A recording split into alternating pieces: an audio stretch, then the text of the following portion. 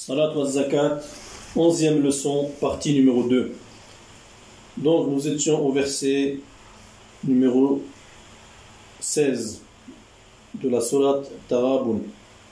فاتقوا الله ما استطعتم واسمعوا وأطيعوا وأنفقوا خيرا لأنفسكم ومن يوق شح نفسه فأولئك هم المفلحون.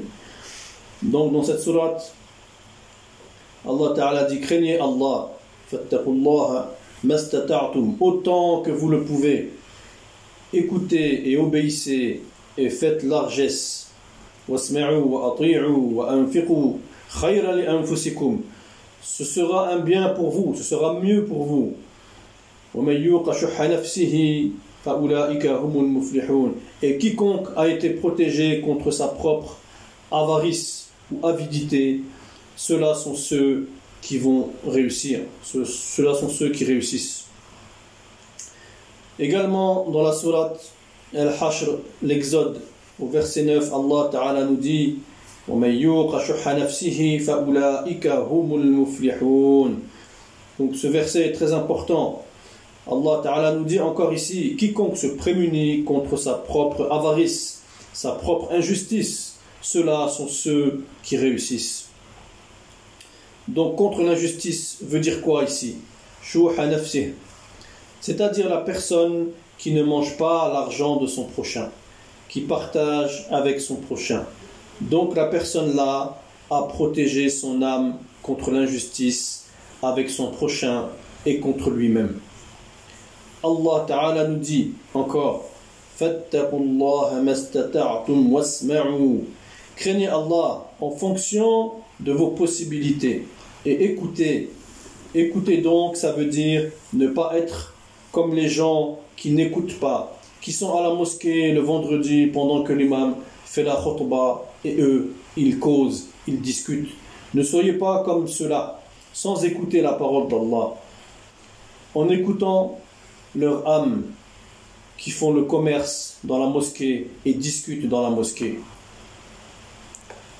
Chers frères et sœurs en islam, dans n'importe quel lieu où on se réunit pour faire la prière, il ne faut pas discuter et y faire son commerce. On fait le commerce en dehors de la mosquée. C'est un lieu pour prier et évoquer Allah Ta'ala. Donc il doit être réservé pour ces activités de prière et d'évocation d'Allah. Car à l'époque du Nabi sallallahu alayhi wa sallam, Sayyidina Omar radiyallahu anhu a déjà fouetté des gens qui faisaient le commerce dans la mosquée. Maudit soit celui qui fait son commerce dans la mosquée. La mosquée n'est pas pour cela. La mosquée est un lieu d'adoration. Les gens qui passent le temps à parler à la mosquée avec ces mauvaises pratiques, et surtout les anciens qui discutent trop dans les mosquées alors qu'ils sont avancés dans l'âge et qu'ils doivent au contraire se préparer pour la mort, montrer le meilleur exemple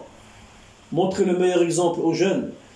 Vous ne devez pas le faire car cela a été interdit. Je parle du commerce et de différentes causeries inutiles.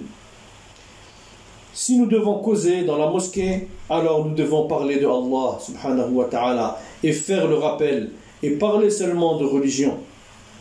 Mais passer son temps à parler du film que l'on a vu la veille, de tel événement qui s'est passé dans le quartier, de tel autre événement, de un tel qui a fait ceci ou de un tel qui a fait cela, ce sont là des discussions qui ne sont pas adaptées au lieu de prière. Le prophète sallallahu alayhi wa sallam a dit que le vendredi, celui qui parle, ou même si tu dis à l'autre tais-toi, alors ton khutbah est gâté. Il ne faut donc pas parler du tout. Il faut t'abstenir. De même, celui qui joue avec son chapelet ou bien qui pianote avec son portable, son téléphone portable, alors son jumu'ah est gâté, fichu. Le prophète sallallahu alayhi wa sallam a dit: Man massal hasa faqad lagha. Celui qui touche un objet, tu as joué. Donc, la pierre, le chapelet, le portable, si tu joues avec quelque chose dans ta main pendant que l'imam est en train de faire la khutbah, en train de faire le prêche, donc ton Jumu'ah est gâté. A fortiori, si tu dis à quelqu'un tais-toi, donc il ne faut même pas parler. Allah Ta'ala a dit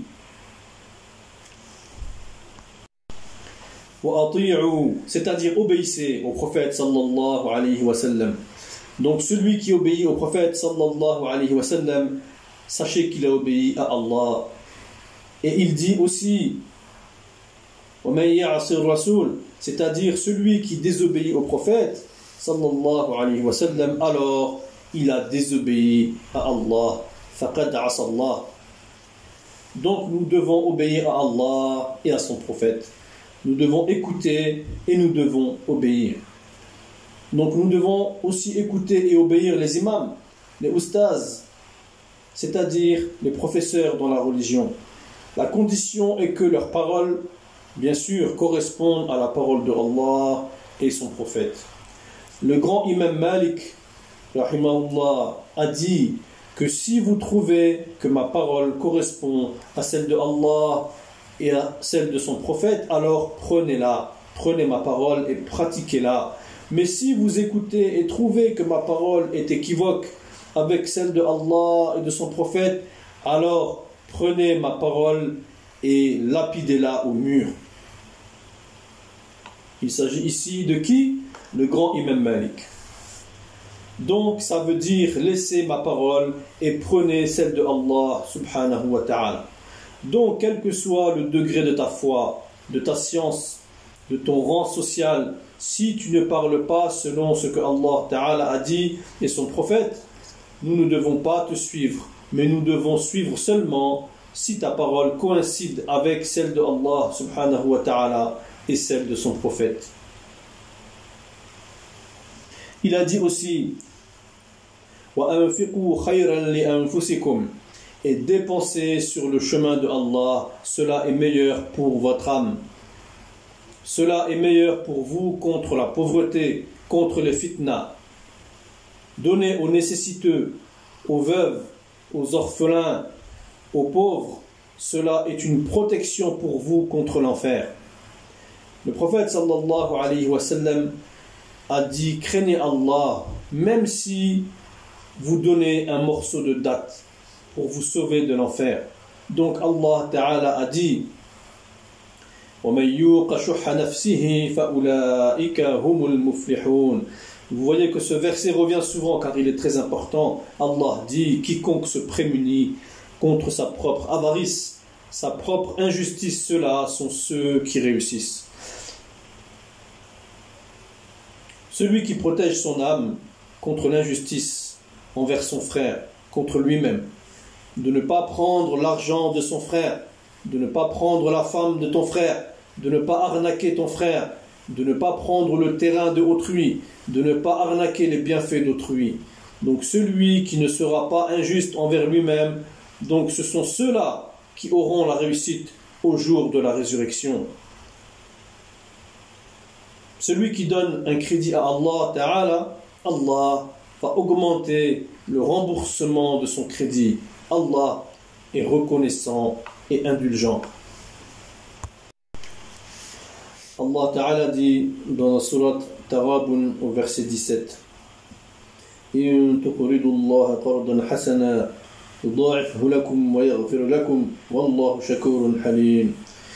Si vous faites à Allah un prêt sincère, il le multipliera pour vous et vous pardonnera. Allah cependant est très reconnaissant et indulgent. Nous allons vous détailler ces versets, chers frères et sœurs en islam.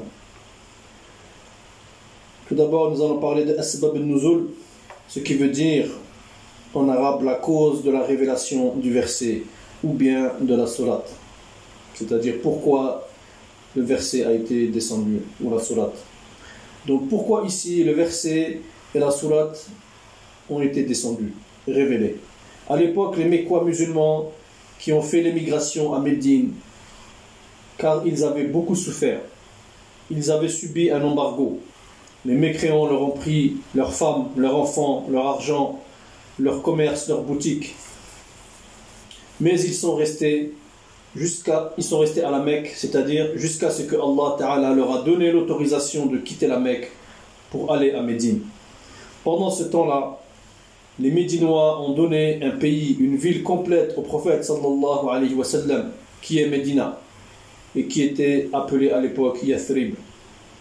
Le prophète sallallahu alayhi wa sallam a fait l'émigration avec l'islam vers cette ville, ainsi que les musulmans. Quand les musulmans sont arrivés à Yathrib, les Médinois ont été accueillants envers eux et ils ont partagé avec eux leurs champs, leur argent, donné leurs femmes pour les Mécois sans avoir la haine ni de regret.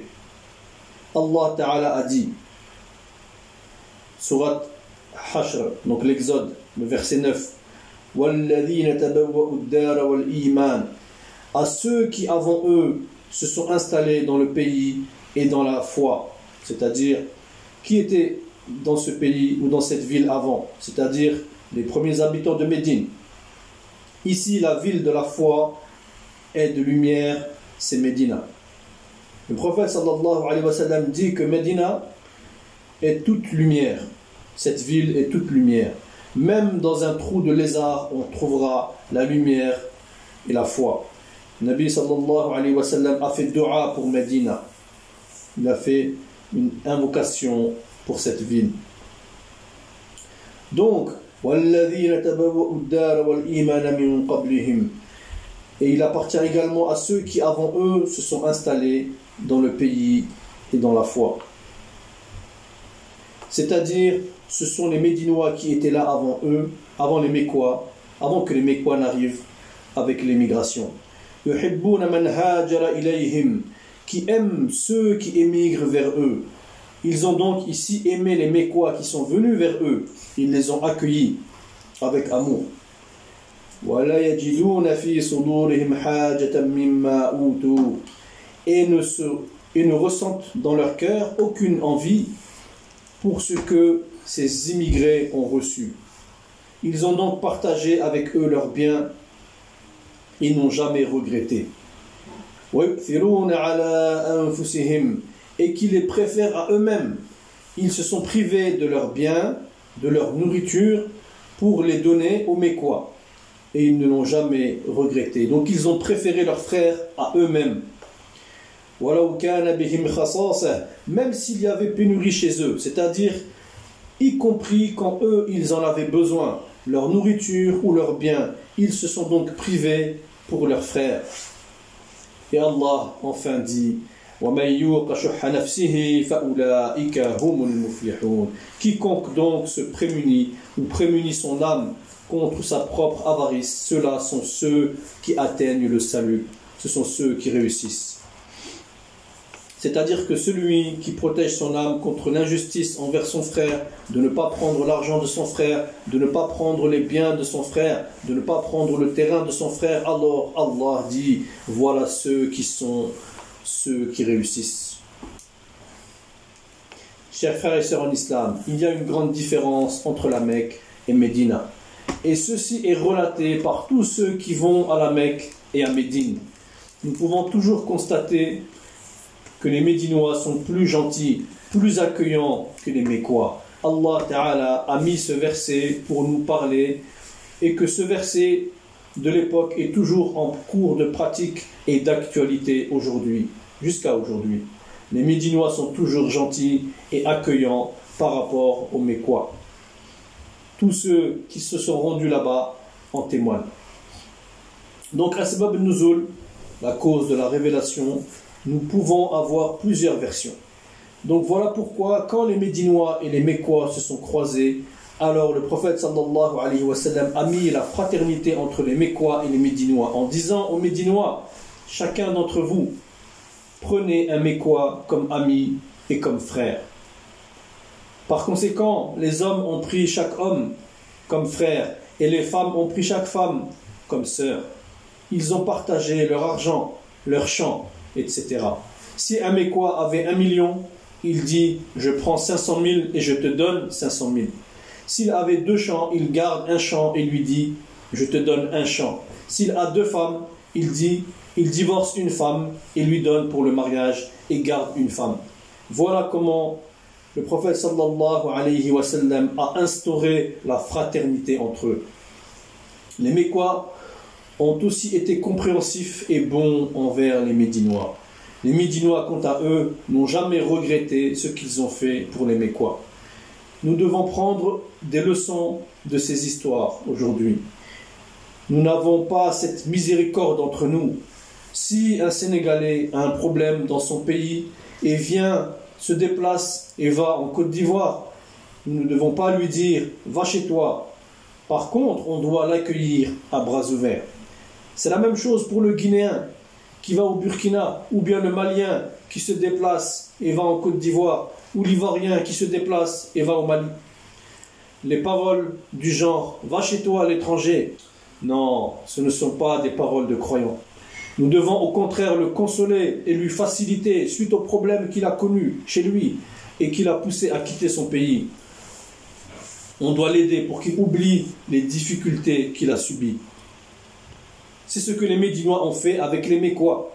Ils ont tout fait pour leur faire oublier le passé, c'est-à-dire les 7 années passées avec l'embargo subi, leur argent perdu, leurs femmes et leurs enfants tués, leur commerce gâté. Tout cela, ils l'ont oublié grâce à qui? Grâce à l'accueil des Médinois.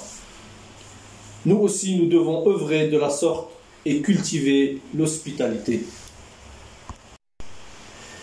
Il y a un hadith rapporté par Abi Qurayb qui a été relaté par Abu Fadil et aussi par Abu Hurayra radiyallahu anhu, qui nous dit: un jour le prophète sallallahu alayhi wa sallam était assis et il y a un étranger qui est venu voir le prophète sallallahu alayhi wa sallam et lui a demandé: est-ce que tu peux m'accueillir chez toi?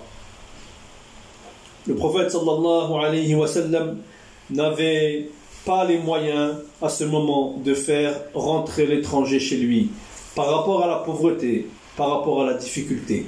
Donc le prophète sallallahu alayhi wa sallam s'est tourné vers les sahaba, ses compagnons, et a dit: y a-t-il parmi vous quelqu'un qui peut accueillir cet étranger? Allah va lui faire miséricorde. Aussitôt un homme s'est levé que l'on nomme Abu Talha radiyallahu anhu. Il s'agit d'un sahabi médinois. Il a dit: moi je l'accueille. Pourtant en réalité il n'a pas les moyens suffisants pour le faire. Mais comme l'étranger de Nabi sallallahu alayhi wa sallam, c'est pourquoi il l'a fait, car c'est l'étranger du prophète sallallahu alayhi wa sallam. Il est donc allé chez lui et a dit à sa femme: celui-là est l'étranger de Rasulullah sallallahu alayhi wa sallam. Sous-entendu, il faut le traiter avec égard et respect. Il a dit: fais dormir les enfants. Donc il a dit à sa femme: fais dormir les enfants et éteins la lampe et approche la nourriture de son côté. C'est-à-dire la nourriture qui est à côté de toi, approche-la vers lui et fais comme si tu manges avec lui, mais ne mange pas. Il y a quelle sagesse dans cette parole? C'est-à-dire qu'en disant « fais dormir les enfants », il ne faut pas que les enfants pleurent devant l'étranger de faim, sinon l'étranger ne va pas manger la nourriture. Il a dit aussi « éteins la lumière » pour pas que l'étranger ne voit la quantité de nourriture, c'est-à-dire la faible quantité de nourriture pour la famille, car s'il voit cela, il ne va pas manger, car il sera gêné. Donc la femme a avancé, la femme a obéi, a avancé toute la nourriture vers l'étranger qui a mangé. Donc la femme a fait semblant de manger avec Abu Talha, alors qu'en réalité ce n'est que l'étranger qui a mangé. Donc quand la femme de Abu Talha radiyallahu anhu a fait ce que a demandé son mari, alors Allah subhanahu wa ta'ala a descendu le verset: وَمَنْ يُوقَ شُحَّ نَفْسِهِ فَأُولَٰئِكَ هُمُ الْمُفْلِحُونَ. Celui qui craint une injustice envers son frère, car si tu manges et que ton frère ne peut pas manger et que tu peux lui donner, là c'est une injustice. Si tu ne partages pas ta nourriture avec ton frère, c'est une injustice.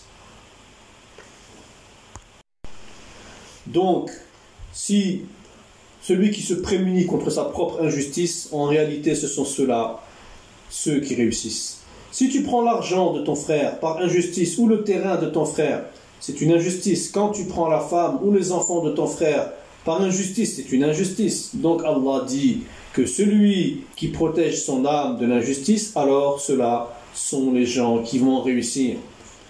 Les savants disent al-mukhalladoun. Donc al-muflihun, ils disent al-mukhalladoun, c'est-à-dire ceux qui seront au paradis éternellement. Car les gens peuvent entrer en enfer et sortir, mais jamais on ne rentre au paradis pour sortir. Donc, que Allah Ta'ala nous protège de l'enfer. Amin. Chers frères et sœurs en islam, le prophète sallallahu alayhi wa sallam dit que la nourriture de une personne suffit pour deux, et celle de deux personnes suffit pour 4 personnes. Donc, chers frères et sœurs en islam, la personne qui mange à sa faim alors que ton frère ou ta sœur à côté de toi ne mange pas à sa faim, alors sache que tu as commis une injustice. De plus, souvent, tu vas trouver que les gens vont jeter à la poubelle une partie de leur nourriture. Donc, chers frères et sœurs en islam, il faut se préserver de l'injustice envers soi-même et envers son frère. Nous disons que Abu Talha, radiallahu anhu, ce noble compagnon, ainsi que sa famille ont été honorés par Allah Ta'ala par rapport à cet acte qu'ils ont effectué. Voilà ce que nous pouvions dire sur la cause de la révélation de ce verset, c'est-à-dire وَمَنْ يُوقَ شُحَّ نَفْسِهِ فَأُولَٰئِكَ هُمُ الْمُفْلِحُونَ. Le hadith là a été rapporté par Abu Qurayb, Sana bin Fudel et Ibn Hazim et Abu Huraira qui parlent de ce hadith. Abu Huraira, qui est très connu, était parmi les Ahl Sufa, c'est-à-dire il était même le président des Ahl Sufa dans la mosquée de Nabi sallallahu alayhi wa sallam, et il faisait le khidma dans la mosquée, c'est-à-dire le travail dans la mosquée du prophète sallallahu alayhi wa sallam. C'était les gens pauvres qui vivaient dans la mosquée. Abu Huraira, de son vrai nom, Abdurrahman ibn Sakhar, mais on le nommait en réalité Abu Huraira, c'est-à-dire Abu Huraira qui veut dire le père des chats, car il a beaucoup élevé et aimé les chats. Abu Huraira avait voulu se marier. Un jour, il a dit au prophète sallallahu alayhi wa sallam que je cherche une femme à chaque fois pour le mariage, mais cela n'avance pas, cela ne marche pas, jamais. Alors, Nabi sallallahu alayhi wa sallam, le prophète lui a dit: est-ce que tu n'attends pas de te marier au paradis, car ta femme t'attend au paradis?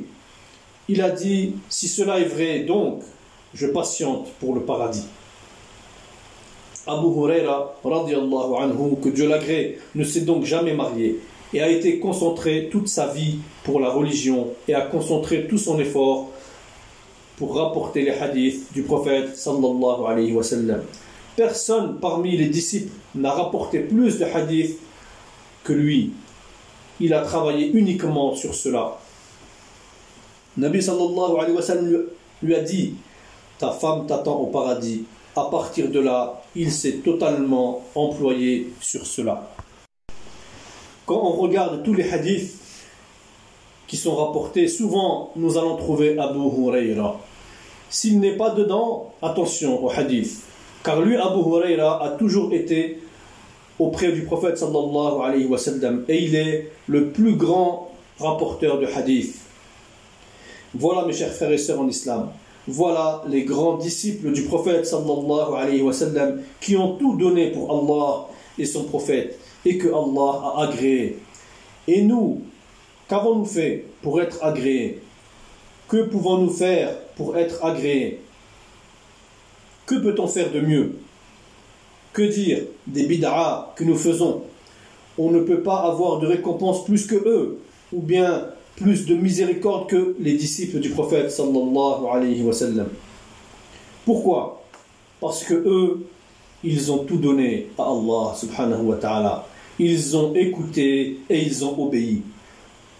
Nous ne pouvons pas avoir la clémence et la miséricorde plus que ses disciples, car ils ont abandonné la dunya, c'est-à-dire ce bas monde, et aimé le akhira, c'est-à-dire l'au-delà, alors que nous avons aimé la dunya et pas le akhira.